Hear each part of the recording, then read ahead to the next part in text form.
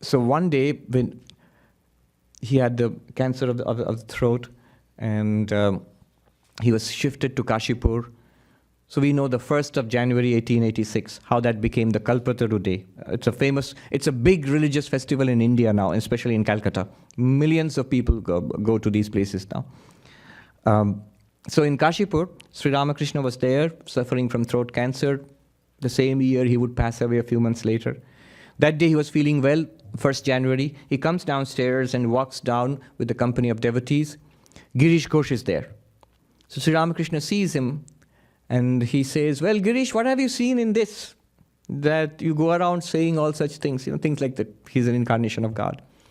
Girish Ghosh, overcome with emotion, with a choking voice, bows down, falls at his feet, and he says, he whose glory Vyasa and Valmiki, the composers of Ramayana and Mahabharata and the Puranas, they could not describe your glories. What can I say?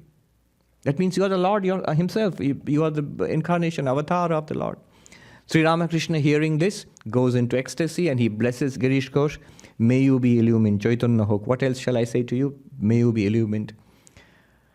And at his touch and his blessing, the people who were around him, they started experiencing deep spiritual states.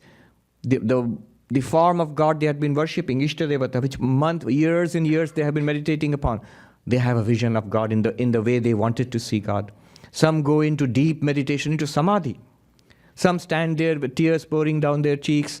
Some dance, some start reciting hymns, some shower him with flowers, and he goes around touching everybody and saying, Chaitanya Ho, be illumined. And some start shouting, come, come, whoever you are nearby. So later this was called Kalpataru, the wish-fulfilling tree. But the trigger was Girish Ghosh. People who were interviewed later, what did you see? And they gave these extraordinary descriptions. Vaikuntha Nath Sanyal, many decades later, he says, that day when Sri Ramakrishna touched me and said, may you be illumined, I saw Sri Ramakrishna himself from the sky to the earth. Everywhere I saw the blissful smiling form of Sri Ramakrishna. And my heart, as if it would burst with bliss. He said it lasted 3 days, day and night, and till he said that I got scared. How will my business go on? How will I take care of my family? And a kind of holy terror seized him. He rushed to his shrine. The picture of Sri Ramakrishna was there. And Sri Ramakrishna was living at that time. It was just 3 days after the Kalpataru. And in the shrine he said, what you have given, please take it back. Immediately that experience went away. And Vaikuntha Nath Sanyal, decades later, he says, why did I pray that? Years later, I just got this old life back again.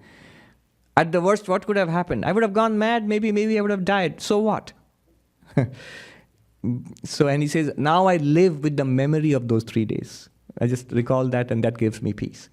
But this was just his experience. There were many others and they got different experiences. But all divine and very uplifting and completely life-changing.